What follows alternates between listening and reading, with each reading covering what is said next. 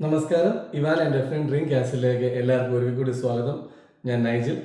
കുറേ നാളത്തെ ഗ്യാപ്പിന് ശേഷമാണ് ഞാൻ വീണ്ടും ഒരു വീഡിയോ ആയിട്ട് നിങ്ങളിലേക്ക് എത്തുന്നത്. അത് കുറച്ച് പേര് എന്നോട് ഇങ്ങനെ ഒരു കാര്യത്തെക്കുറിച്ച് ചോദിച്ചപ്പോൾ അപ്പോൾ എനിക്കറിയാവുന്ന ഇൻഫർമേഷൻ എത്തിക്കാൻ എനിക്കൊന്ന് എല്ലാവരുടെയും ഇൻഡിവിജ്വലായിട്ട് പറഞ്ഞതിനേക്കാളും ഭേദം ഒരു വീഡിയോ ചെയ്തതെന്ന് തോന്നി. അതുകൊണ്ടാണ്. അപ്പോൾ നിങ്ങൾക്കറിയാം, ഞാൻ ഈ മോർഗേജിനെ കുറിച്ച് അല്ലെങ്കിൽ വീട് മേടിക്കുന്നതിനെ കുറിച്ച് 1-2 വീഡിയോസ് നേരത്തെ ഞാൻ ഇതിനകത്ത് എൻ്റെ ചാനലിൽ ഷെയർ ചെയ്തിട്ടുണ്ടായിരുന്നു. അപ്പോൾ അതുമായിട്ട് ബന്ധപ്പെട്ട് 1-2 ഇൻഫർമേഷനാണ് ഈ വീഡിയോയിൽ കൂടെ ഷെയർ ചെയ്യാൻ ഉദ്ദേശിക്കുന്നത്. അപ്പം നിങ്ങൾ തീർച്ചയായിട്ടും നിങ്ങൾക്ക് ഉപകാരപ്പെടുമെന്ന് വിശ്വസിക്കുന്നു. അപ്പം വീഡിയോ സ്കിപ്പ് ചെയ്യാതെ കാണുക. കണ്ട് നിങ്ങൾക്ക് ഇഷ്ടപ്പെടുമെങ്കിൽ നിങ്ങൾ തന്നുകൊണ്ടിരിക്കുന്ന സപ്പോർട്ട് വീണ്ടും കണ്ടിന്യൂ ചെയ്യുക, ഷെയർ ചെയ്യുക, ലൈക്ക് ചെയ്യുക, സബ്സ്ക്രൈബ് ചെയ്യുക. അപ്പോൾ നമ്മുടെ വിഷയത്തിലേക്ക് നമുക്ക് കിടക്കാം. നമുക്കറിയാം, അയർലൻഡിൽ വന്ന് എല്ലാവരുടെയും ആഗ്രഹമാണ് ഒരു വീട് മേടിക്കണം. പ്രത്യേകിച്ച് ഇന്നത്തെ ഇവിടുത്തെ നമ്മുടെ എന്താ പറയുക, റെൻറ്റൊക്കെ വളരെ കൂടി വരുന്ന സമയത്ത് നമ്മൾ റെൻറ്റ് കൊടുക്കുന്നതിനേക്കാളും നല്ലത് സ്വന്തമായിട്ടൊരു വീട് മേടിച്ച് അതിൻ്റെ മോർഗേജ് അടയ്ക്കുന്നതാണ് ഏറ്റവും പ്രയോജനമെന്ന് അല്ലെങ്കിൽ ഏറ്റവും നല്ലതെന്ന് ആൾക്കാർ കരുതുന്നുണ്ട്. അപ്പം ആൾക്കാർ പണ്ടത്തെ പോലെ ഒന്നുമല്ല. ഇപ്പം വന്ന് 2 വർഷം കഴിയുമ്പോൾ തന്നെ ആൾക്കാർ വീട് മേടിക്കുന്നതിനെ കുറിച്ചോ അല്ല അതിന് മുമ്പ് തന്നെ വീട് മേടിക്കാനുള്ള പ്രിപ്പറേഷൻ തുടങ്ങുന്നുണ്ട്. അപ്പം ഈ വീട് മേടിക്കുന്ന ഇവിടെ ഇന്നത്തെ കാലത്ത് അയർലൻഡിൽ വീട് മേടിക്കുന്ന വലിയൊരു ബഡ്ജറ്റാണ് വേണ്ടത്. കാരണം പണ്ടത്തെ പോലെ ഒന്നുമല്ല, ചെറിയ എമൗണ്ട് ഒന്നുമല്ല. ലക്ഷങ്ങൾ പണ്ട് 3.5-4 ലക്ഷം യൂറോ കൊടുത്തു കഴിഞ്ഞാൽ വീട് കിട്ടുന്നത് ഇപ്പം 4 ലക്ഷം എന്നൊക്കെ പറഞ്ഞാൽ മിനിമം ഒരു എമൗണ്ടിലേക്ക് എത്തിക്കൊണ്ടിരിക്കുന്നത്. അപ്പോൾ അങ്ങനെ വന്നപ്പോഴാണ് ഗവൺമെൻറ് ഭാഗത്തു നിന്ന് ആൾക്കാരെ സപ്പോർട്ട് ചെയ്യാൻ വേണ്ടി 2 കാര്യങ്ങൾ നടന്നു. ഒന്ന്, ഹെൽപ്പ് ടു ബൈ എന്ന് പറയുന്നത് നമ്മൾ അടയ്ക്കുന്ന ടാക്സിൻ്റെ ആനുപാതികമായിട്ട് നമ്മൾക്ക് കിട്ടുന്ന ഒരു തുകയാണ്. അത് നമുക്ക് എപ്പോഴും ഹസ്ബൻഡ് വൈഫോട് ജോയിൻ്റ് ആയിട്ടായിരിക്കുമല്ലോ നമ്മൾ വീട് മേടിക്കുക. അപ്പോൾ 2 പേരുടെ വരുമ്പോൾ നമുക്ക് മാക്സിമം ഒരു 30,000 യൂറോ വരെ നമുക്ക് കിട്ടും. അത് ഹെൽപ്പ് ടു ബൈ എന്ന് പറഞ്ഞു. അത് നമുക്ക് തിരിച്ചടയ്ക്കേണ്ട എമൗണ്ട് അല്ല. പക്ഷേ അതിനുശേഷവും നോക്കുമ്പോൾ ഈ ഹെൽപ്പ് ടു ബൈ കിട്ടി, പിന്നെ നമ്മൾ മോർഗേജോട് അപ്ലൈ ചെയ്ത് കഴിയുമ്പോഴും പിന്നെ ആൾക്കാർക്ക് ഒരു കുറച്ച് പ്രശ്നങ്ങൾ, പിന്നെയും പൈസയുടെ ഷോർട്ടേജ് ഒക്കെ വരുന്നത് കണ്ട് ഇന്നല്ല കുറച്ച് നാളായിട്ട് ഗവൺമെൻറ് തുടങ്ങിയ സ്കീമാണ് ഫസ്റ്റ് ഹോം സ്കീം എന്ന് പറയുന്നത്. അതായത് 2022 ജൂലൈ മുതലാണ് ഇത് സ്റ്റാർട്ട് ചെയ്തത്, ഫസ്റ്റ് ഹോം സ്കീം എന്ന് പറയുന്നത്. അതായത് നമ്മൾ വീട് മേടിക്കുമ്പോൾ നമ്മൾക്ക് ഒരു എമൗണ്ട് അവർ തരും. അതിൻ്റെ തത്തുല്യമായിട്ടുള്ള ഒരു ഷെയർ അല്ലെങ്കിൽ ഇക്വിറ്റി ഷെയർ നമ്മുടെ ഗവൺമെൻറ് എടുക്കും. അതാണ് ഇത് നമ്മൾ തിരിച്ചടയ്ക്കേണ്ട പൈസയാണ് ഫസ്റ്റ് ഹോം സ്കീം എന്ന് പറഞ്ഞത്. അപ്പം അത് ആദ്യത്തെ 5 വർഷത്തേക്ക് നമ്മൾ റിട്ടേൺ അടയ്ക്കണം നിർബന്ധമില്ല. 5 വർഷത്തിന് ശേഷം നമ്മളിത് അടച്ചു തുടങ്ങണം. അപ്പോൾ ഇതിനെക്കുറിച്ചാണ്, ഈ ഫസ്റ്റ് ഹോം സ്കീമിനെ കുറിച്ചാണ് നിങ്ങളിലേക്ക് ഒത്തിരി കാര്യങ്ങളൊന്നുമില്ല, കുറച്ച് കാര്യങ്ങൾ അത് നിങ്ങൾ കേട്ടിട്ട് നിങ്ങൾക്ക് ഇതിനെക്കുറിച്ച് എന്തെങ്കിലും സംശയങ്ങളും കാര്യങ്ങളുണ്ടെങ്കിൽ തീർച്ചയായിട്ടും എന്നോട് നിങ്ങൾക്ക് കമൻറ്റ് വഴി നിങ്ങൾക്ക് മെസ്സേജ് അയക്കാം. അപ്പോൾ ഞാൻ തീർച്ചയായിട്ടും നിങ്ങൾക്ക് റിപ്ലൈ ചെയ്യുന്നതായിരിക്കും. അല്ല, ഒത്തിരി പേർക്ക് ഒരേപോലത്തെ സംശയങ്ങളുണ്ടെങ്കിൽ ഞാൻ വീഡിയോ ആയിട്ടോ എങ്ങനെയെങ്കിലും നിങ്ങൾക്ക് തീർച്ചയായും റിപ്ലൈ തരുന്നതായിരിക്കും. നമുക്ക് ഡീറ്റെയിൽസിലേക്ക് കിടക്കാം. ഈ ഫസ്റ്റ് ഹോം സ്കീമിന് വേണ്ടി നമുക്ക് എലിജിബിൾ ആണെങ്കിൽ 2-3-4 മെയിൻ കാര്യങ്ങളുണ്ട്. ഒന്ന് വേണ്ടത് നമ്മൾ 18 വയസ്സായിട്ടുണ്ടായിരിക്കണം. പിന്നെ നമ്മൾക്ക് ഒരു മോർഗേജ് അപ്രൂവൽ ഉണ്ടായിരിക്കും. അതായത് നമ്മൾ വീട് മേടിക്കുമ്പോൾ നമുക്ക് ഏതെങ്കിലും ഒരു ബാങ്ക് ABO BOI അല്ലെങ്കിൽ EBS അല്ലെങ്കിൽ ഹാവനോ അങ്ങനെയുള്ള ഏതെങ്കിലും പെർമനന്റ് USP എവിടെന്നെങ്കിലുമുള്ള നമുക്ക് അംഗീകൃതമായിട്ടുള്ള ഒരു മോർഗേജ് അപ്രൂവൽ മാക്സിമം എമൗണ്ടിൽ നമുക്കൊരു അപ്രൂവൽ ഉണ്ടായിരിക്കണം. അതിപ്പോൾ മാക്സിമം എമൗണ്ട് എന്ന് പറയുന്നത് ഇപ്പോൾ നമ്മളൊരു ജോയിൻ്റ് ആയിട്ടൊക്കെ നമ്മൾ ചെയ്യുമ്പോൾ ഇന്നത്തെ കാലത്ത് ബാങ്കുകൾ 4 times ഒക്കെ നമ്മുടെ ആനുവൽ സാലറിയുടെ ഗ്രോസ് സാലറിയുടെ 4 times ഒക്കെ കണ്ണുടച്ച് തരുന്നുണ്ട്. ഇന്നത്തെ കാലത്ത് അവർ തരുന്നുണ്ട്. കാരണം കൂടുതലും പേരൊക്കെ ഹോസ്പിറ്റലിൽ അല്ലെങ്കിൽ HSC ബാക്ക്ഗ്രൗണ്ട് വർക്ക് ചെയ്യുന്നതുകൊണ്ടായിരിക്കാം അവർ നമുക്ക് തരുന്നുണ്ട്. അപ്പോൾ ഒരു മാക്സിമം മോർഗേജ് അപ്രൂവൽ നമുക്ക് ഉണ്ടായിരിക്കണം. പിന്നെ 10% ഡെപ്പോസിറ്റ്, അതായത് നമ്മൾ വീട് മേടിക്കാൻ ഉദ്ദേശിക്കുന്ന വീടിൻ്റെ ഇപ്പോൾ 5 ലക്ഷത്തിൻ്റെ വീടാണെങ്കിൽ 4 ലക്ഷത്തിൻ്റെ വീടാണെങ്കിൽ 10% നമുക്ക് ഡെപ്പോസിറ്റ് കൊടുക്കാൻ വേണ്ടി നമ്മളിൽ ഉണ്ടായിരിക്കണം. അതുപോലെ തന്നെ മിനിമം ഇതിൻ്റെ വരുന്നത് മിനിമം ഷെയർ എന്ന് പറഞ്ഞാൽ ഗവൺമെൻറ് എടുക്കുന്ന ഷെയർ എന്ന് പറഞ്ഞാൽ 2.5% അല്ലെങ്കിൽ 10,000 യൂറോ. ഇതിലേതാണോ ഹയസ്റ്റ് അതാണ് ഗവൺമെൻറ് നമുക്ക് തരുന്നത്. ഇപ്പം എമൗണ്ട് 10,000 ആണെങ്കിൽ അത്, അല്ലെങ്കിൽ 2.5 ഇതാണ് ഒരു മിനിമമായിട്ട് വേണ്ട കാര്യങ്ങൾ. പിന്നീട് എല്ലാ സ്ഥലങ്ങളും നമുക്കിത് കിട്ടണം നിർബന്ധമൊന്നുമില്ല. ഇപ്പം ഡബ്ലിനെ വെച്ച് നോക്കുകയാണെങ്കിൽ നമ്മളൊരു ഡബ്ലിന് വീട് മേടിക്കാൻ പോകുമ്പോൾ 4,75,000 യൂറോയ്ക്കകത്ത് ഉള്ളിൽ നിൽക്കുന്ന വീടുകൾക്ക് മാത്രമേ ഈ ഫസ്റ്റ് ഹോം സ്കീം നമുക്ക് അവൈലബിൾ ആയി കിട്ടത്തുള്ളൂ. അതിന് മുകളിലുള്ള വീടാണെങ്കിൽ ഇപ്പോൾ കിൽഡെയർ നോക്കുകയാണെങ്കിൽ 425,000 അതായത് 4,25,000 യൂറോയുടെ വീട് മേടിച്ചെങ്കിൽ മാത്രമേ നമുക്കിത് അപ്ലിക്കബിൾ ആകത്തുള്ളൂ. അതുപോലെ തന്നെ മേടിക്കുമ്പോൾ നമ്മൾ ഇപ്പോൾ ഒരു വീട് മേടിക്കാൻ നമ്മൾ ഉദ്ദേശിക്കുന്നുണ്ടെങ്കിൽ ആ ബിൽഡേഴ്സ് ഇതിനെ സപ്പോർട്ട് ചെയ്യണം. എല്ലാ ബിൽഡേഴ്സും ഇതിനെ സപ്പോർട്ട് ചെയ്യത്തില്ല.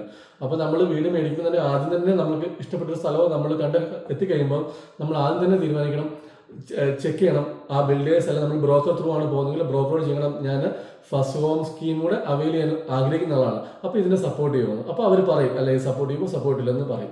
അപ്പോൾ അത് നമ്മൾ പ്രത്യേകം ശ്രദ്ധിക്കേണ്ട ഒരു ആവശ്യമാണ്. പിന്നെ വേറൊരു കാര്യം, ഈ നമുക്ക് ഇത് എടുത്തു കഴിഞ്ഞ് ഈ എന്താ പറയുക ഫസ്റ്റ് ഹോം സ്കീം ഇതാണ് മെയിൻ കാര്യങ്ങൾ. ഇപ്പം പിന്നെ എൻ്റെ അടുത്ത് വരുന്നത് വെച്ചാൽ നമ്മൾക്ക് ഇപ്പം നമ്മൾ വീട് മേടിക്കുവാണെങ്കിൽ അതിൻ്റെ 30% വരെ ഗവൺമെൻറ്, അതിൻ്റെ 30% വരെ നമുക്ക് ഈ ഫസ്റ്റ് ഹോം സ്കീം വഴി ഗവൺമെൻറ് നമുക്ക് ഇക്വിറ്റി ഷെയർ അത് നമുക്ക് അതിൻ്റെ പൈസ തരും. 30% അതാണ് മാക്സിമം തരുന്നത്. ഇൻ കേസ് നിങ്ങൾ ഈ ഹെൽപ്പ് ടു ബൈ, അതായത് ഗവൺമെൻറ്റിൻ്റെ നമുക്ക് നമ്മൾ അടച്ച ടാക്സിന്റെ അനുപാതമായിട്ട് ഞാൻ നേരത്തെ പറഞ്ഞല്ലോ 30,000 euro വരെ നമുക്ക് മാക്സിമം നമുക്ക് ഗവൺമെന്റ് ഫ്രീ ആയിട്ട് കിട്ടും. നമ്മൾ അടച്ച ടാക്സുമായിട്ട് ബന്ധപ്പെട്ടാണ് കിട്ടുന്നത്. നമ്മൾ എടുക്കുന്നുണ്ടെങ്കിൽ നമുക്ക് ഫ്രീ ആയിട്ട് കിട്ടുന്ന പൈസയാണ് അടച്ച ഇത്. പക്ഷെ അത് നമ്മൾ എടുക്കുന്നുണ്ടെങ്കിൽ ഇപ്പൊ നമ്മൾക്ക് അതിന് 30,000 കിട്ടി വിചാരിച്ചോളൂ, നമുക്ക് 30,000 നമ്മൾ എടുക്കുന്നുണ്ട്. അങ്ങനെ എടുക്കുന്ന സമയത്ത് പിന്നെ നമുക്ക് ഈ ഫസ്റ്റ് ഹോം സ്കീമിലെ 20% മാത്രമേ എടുക്കാൻ പറ്റത്തുള്ളൂ. അതായത് രണ്ടും നമുക്ക് ഹെൽപ്പ് ടു ബൈയും ഫസ്റ്റ് ഹോം സ്കീം ഒരേ സമയം നമുക്ക് എടുക്കാൻ പറ്റും.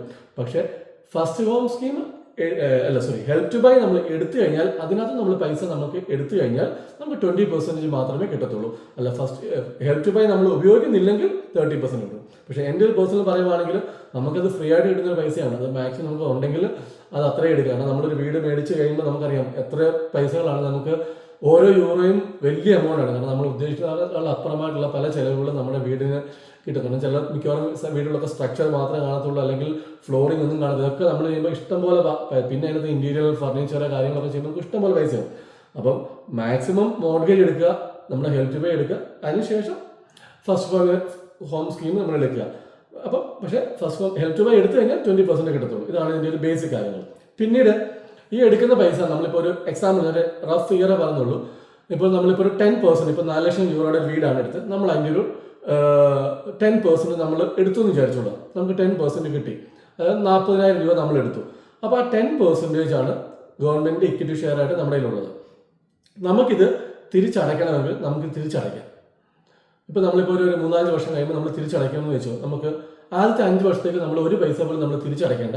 നമുക്ക് ഇൻട്രസ്റ്റ് ആയിട്ടല്ല പറയുന്നത്, ഒരു സർവീസ് ചാർജ് എന്നുള്ള രീതിയിലോ നമ്മളൊന്നും അടയ്ക്കേണ്ട. നമുക്ക് അത് അങ്ങനെ തന്നെ വെച്ചുകൊണ്ടിരിക്കാം. നമുക്ക് തിരിച്ചു വരികയുള്ളൂ. പക്ഷെ നമുക്ക് തിരിച്ച് അടയ്ക്കണമെന്നുണ്ടെങ്കിൽ ഇപ്പം ഒരു 3 വർഷം ഒരു വീടൊക്കെ മേടിച്ച് ഒരു 2-3 വർഷം കഴിയുമ്പോൾ നമ്മൾ ഒന്ന് സ്റ്റേബിൾ ആകുമ്പോൾ നമ്മൾ ഓക്കെ ഇപ്പോൾ ഇത്രയും 40,000 രൂപയുള്ളൂ, നമ്മൾ എങ്ങനെയെങ്കിലും ഒന്ന് തിരിച്ചടയ്ക്കാം. അല്ലെ ഫ്രണ്ട്സിൻ്റെ ഒന്നോ അല്ലെ എവിടെ നിൽക്കുന്ന ഒക്കെ കുറച്ച് പൈസ സ്വരൂപിച്ച് നമ്മൾ മുഴുവൻ കാണിച്ച് ഗവൺമെൻറ് നമ്മൾ ഷെയർ തിരിച്ച് മേടിക്കാമെന്ന് ചോദിച്ചോളാം. നമ്മൾ 40,000 രൂപ എടുത്തിട്ടുള്ളതെന്ന് വിചാരിക്കുക. പക്ഷേ അപ്പോൾ നമ്മൾ തിരിച്ചടയ്ക്കാൻ ചെല്ലുമ്പോൾ നമ്മൾ വീട് ഈ വാല്യുവേഷൻ റിപ്പോർട്ട്, അതായത് വാല്യൂ ചെയ്യണം. വാല്യുവേഷൻ ചെയ്യുന്ന ആൾക്കാരുണ്ട്, അവരെ കൊണ്ട് നമ്മൾ വീട് വാല്യുവേറ്റ് ചെയ്യിപ്പിച്ചതിന് ശേഷം അവർ പറയും ഈ വീടിന് ഇന്ന് മാർക്കറ്റിൽ എത്ര റേറ്റ് ഉണ്ടെന്ന് അവർ പറയും.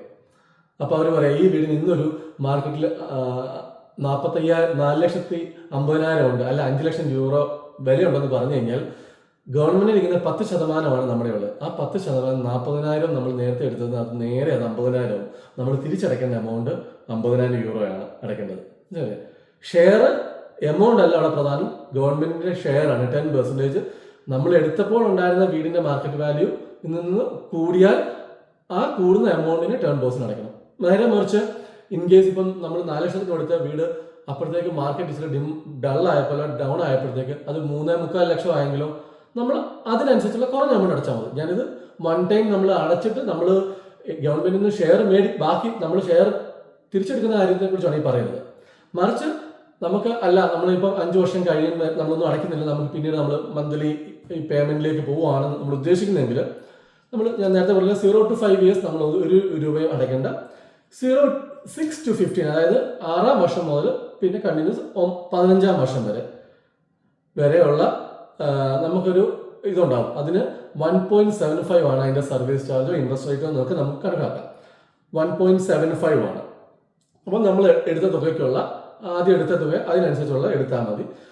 15 വർഷം കഴിഞ്ഞ് 15 കൂടുതൽ നമ്മൾ എടുക്കുന്നുണ്ടെങ്കിൽ 16 വർഷം മുതൽ 29 വർഷം വരെ എടുക്കുന്നതിന് 2.15 റേറ്റും 30+ ആണെങ്കിൽ 2.8 ആണ് ഇതിന്റെ റേറ്റ്, ഇൻട്രസ്റ്റ് റേറ്റ് എന്ന രീതിയിൽ നമ്മൾ അതിന്റെ സൈറ്റിൽ പോവുകയാണെങ്കിൽ നമുക്ക് ഇതിന്റെ സർവീസ് എന്നൊക്കെ പറഞ്ഞാണ് കാണിക്കുന്നത്.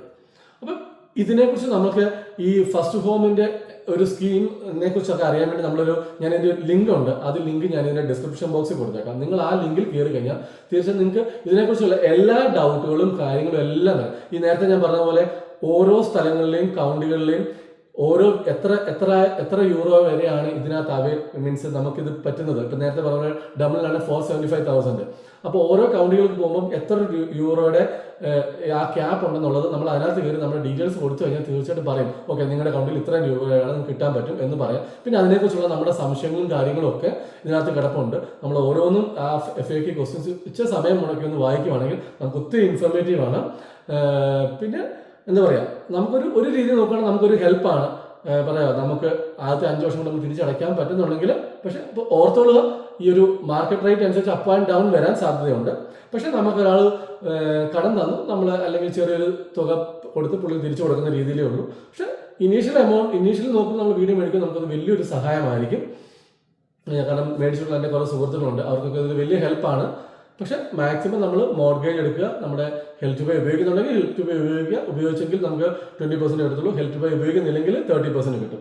അപ്പോൾ ഇതാണ് ഇതിനെക്കുറിച്ചൊക്കെ ഉള്ളൊരു ബേസിക് ആയിട്ടുള്ളത്. പിന്നെ വേറെ കാര്യം ശ്രദ്ധിക്കുക, ഇത് നമുക്ക് ഇപ്പം നമ്മൾ ഇത് മേടിച്ച് ഇതിന് ശേഷം നമുക്ക് വീട് സെൽ ഔട്ട് ചെയ്യണമെന്നുണ്ടെങ്കിൽ, നമ്മളിപ്പോൾ വീട് വിൽക്കുക, ഇപ്പം നമുക്ക് വേറെ വീട് വലിയ മേടിക്കണമെന്നുണ്ടല്ലോ മേടിക്കുന്നുണ്ടെങ്കിൽ, ഇത് നമ്മൾ ക്ലോസ് ചെയ്തതിന് ശേഷം മാത്രമേ നമുക്ക് വീട് വിൽക്കാൻ പറ്റത്തുള്ളൂ. പിന്നെ ഇത് മേടിച്ചിട്ട് നമുക്ക് വേറൊരു വീട് ഉണ്ടാകാൻ പാടില്ല. അതും മെയിൻ ഒരു കാര്യമാണ്. നമ്മുടെ ഫസ്റ്റ് ഹോം ആയിരിക്കണം, നമുക്ക് വേറൊരു വീട് ഉണ്ടാകാൻ പാടില്ല എന്നുള്ള നിബന്ധനയുണ്ട്. അപ്പോൾ നമ്മൾ വീട് മേടിക്കുന്നത് നമ്മുടെ പ്രൈമറി നമുക്ക് സ്റ്റേ ചെയ്യാൻ വേണ്ടിയാണ് ഈ വീട് മേടിക്കുന്നത്. അപ്പോൾ നമ്മൾ ഇത് മേടിച്ചിട്ട് വേറൊരാൾക്ക് റെന്റിന് കൊടുക്കാനും അത് അലൗഡ് അല്ല. അതൊക്കെ ലീഗലി തെറ്റാണെന്നാണ് അവർ പറയുന്നത്.